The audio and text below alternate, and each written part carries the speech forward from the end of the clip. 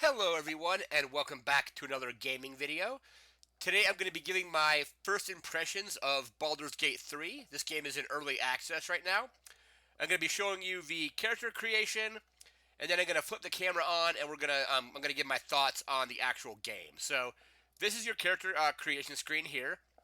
Starts off with Origin. Some of this stuff is not currently available yet. So right now you have a custom Origin. Um, there's going to be a lot of classes and a lot of races that aren't in the game just yet. But so for our backgrounds, we currently have the Acolyte background, the Charlatan, Criminal, Entertainer, Folk Hero, Guild Artisan, Noble, Hermit, Outlander, Sage, Sailor, Soldier, Urchin, and that's it. So those are all the backgrounds we have for the moment. We have our races. Again, not all races are available yet either. So, and some of the races have sub races. So, here we have the elf. The elf has a sub race of a wood elf or a high elf. Next up, we have a tiefling, and they have a couple sub races as well. So there is the Asmodeus tiefling, as well as the Mephistopeles tiefling. Mephistopheles. I'm not sure how I'm pronouncing that correctly. And then we have the Zerial Tiefling. Next up, we have Drow. So we have the Lost Shorn Drow and the Celerine or Seldarine Drow. We have humans, and humans don't have any kind of subtypes. We have Githyanki. There's no subtypes on them yet, or at all, I don't think. Um, we have the dwarf. So we have the gold dwarf, and the shield dwarf. We have half elves. There is the high half elf and the wood half elf, and then there's the drow half elf, and then we have halflings. There's the lightfoot halfling and the strongheart halfling, and then each character will have various race features. So just like the actual D&D game, we get this base racial speed. We have +1 in all of our attributes. For example, if you choose elf, you get the cantrip, which you can customize that. You have keen senses, fey ancestry. Your dexterity is 2. Long sword, short sword, long bow, short bow, and dark vision, or proficiencies and dark vision. So again, currently we have our races in the game right now are just elf, tiefling, drow, human, githyanki, dwarf, half elf, and halfling. I hope they're going to be adding more races, and hopefully races potentially from Volo's Guide, because I know that gave out the allowed you to play as like Kenku and Furbogs and stuff like that. So first up, you choose a race.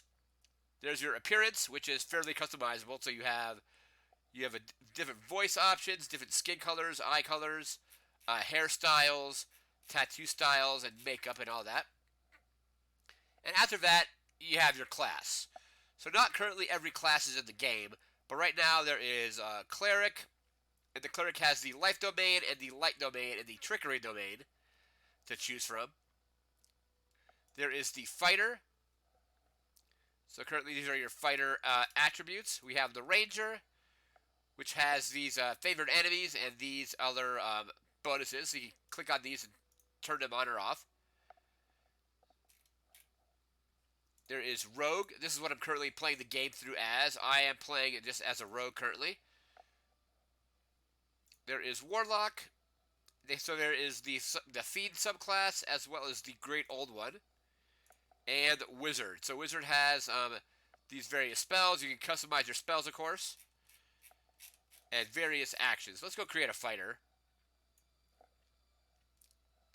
Do I want to play? Let's do a human fighter, actually.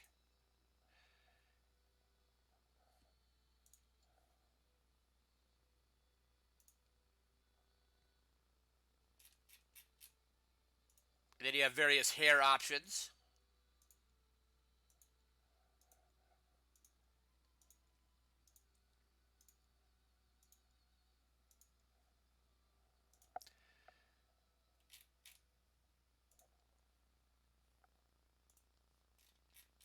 And then your hair color. You have tattoos. You can put makeup on if you like.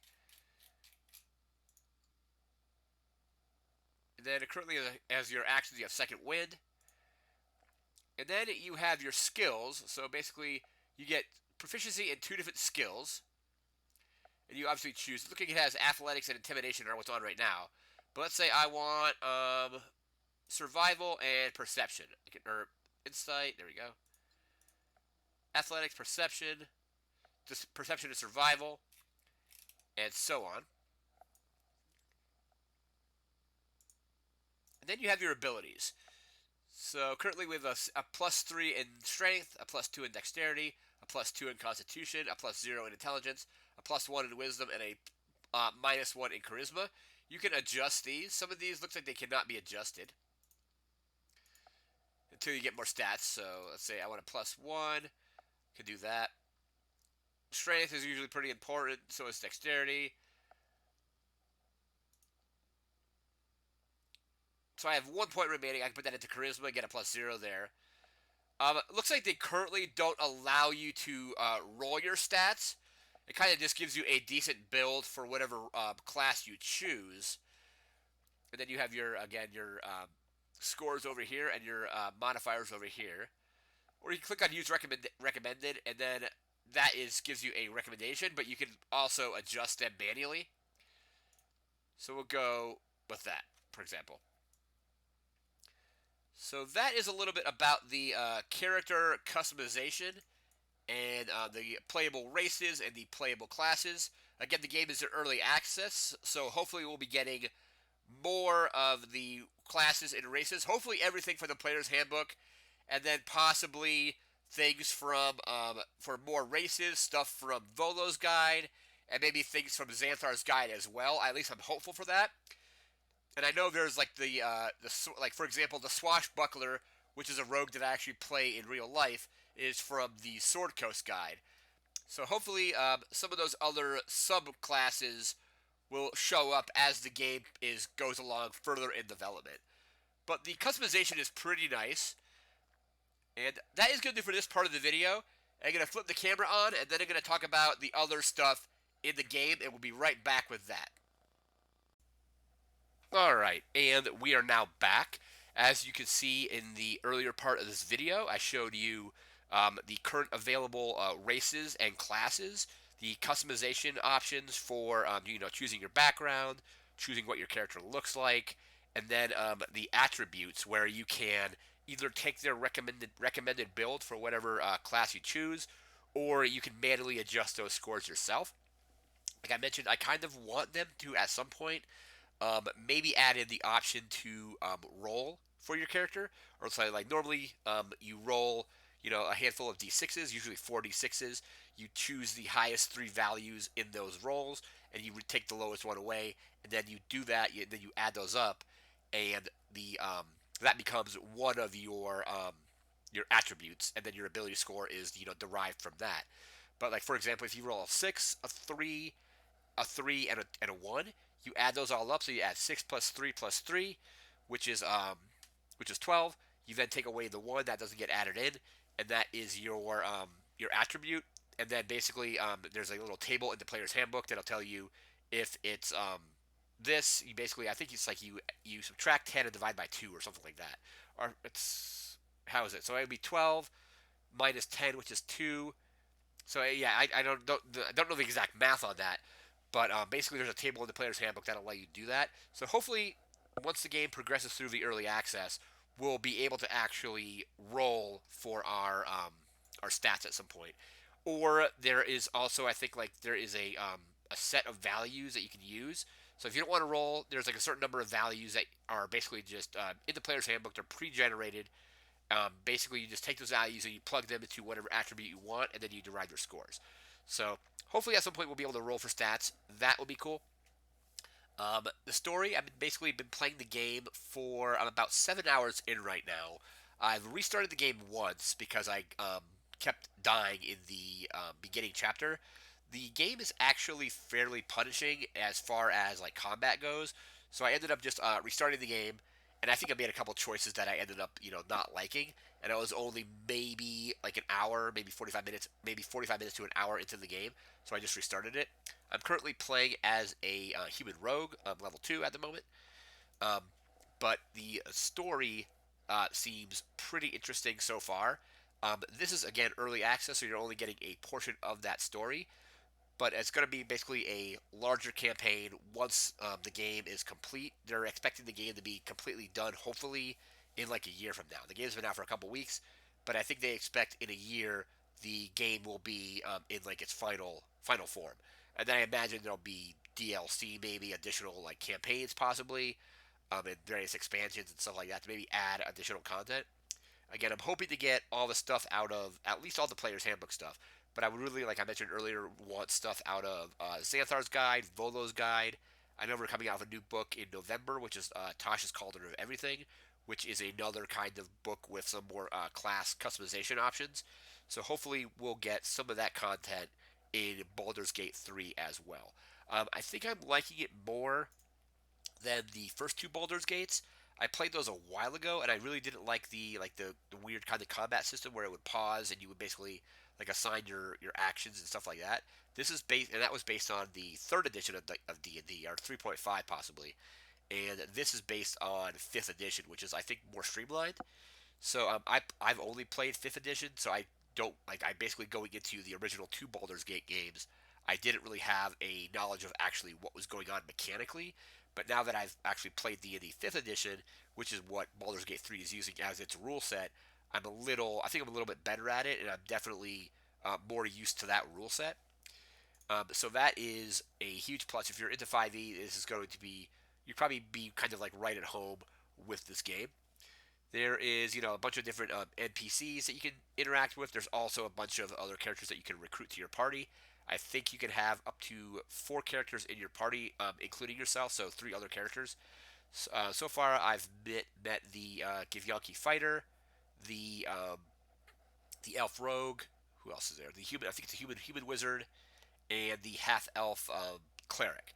So currently, those are the only characters that I've met. But basically, you could send one of them away to camp. Because basically, if you have five characters, they're gonna say like, okay, you need to send one of these characters away to the camp to rest while because you're only allowed to have four characters in your party at a time so far. Um, Again, I also haven't messed with the multiplayer. There's gonna be there's multiplayer aspects to the game as well. I haven't tried any of that yet. But the combat feels actually like really good. It's pretty challenging, and it can be pretty punishing if you, um, like take a crit or something like that. I've had characters go down from like one shot. There was one time where I had the human wizard in a room, and before his turn even happened, some NPC, some enemy threw like a explosive like Molotov cocktail essentially into that room, blew up, and it basically dropped the wizard in one hit, and then he failed the death saves and all that. So there's been some times where I've had to go through and restart or save and go back to some of those other previous encounters and actually try them again. And one thing I would recommend doing is not trusting yourself to the autosave in this game. The autosave points don't seem to be super frequent. So basically, after any kind of difficult situation or challenging combat, I'll just manually save the game. Because there was like one time where went through a difficult combat and the game actually crashed and I had to redo that combat. So again, early access of the game, I've had a couple issues with slowdown in one instance or a couple instances, and I've had one issue where the game actually just crashed. So I've only had it crash once over 7 hours, and I guess that's kind of to be expected with an early access game like this. But yeah, I had a crash and some other kind of minor issues as well. But the combat feels pretty good. You basically, you get your action, your bonus action. You can move around and things like that. And then depending on what character you're playing, like you're going to have access to certain different bonus actions. For example, I've got to level 2 with my rogue, so now I have cunning action, which allows me to dash as a bonus action, which means I can basically basically double my movement, and then still be able to do my main action, which is generally to like attack or something like that. Right now with my rogue, though, I'm not really getting up close to enemies.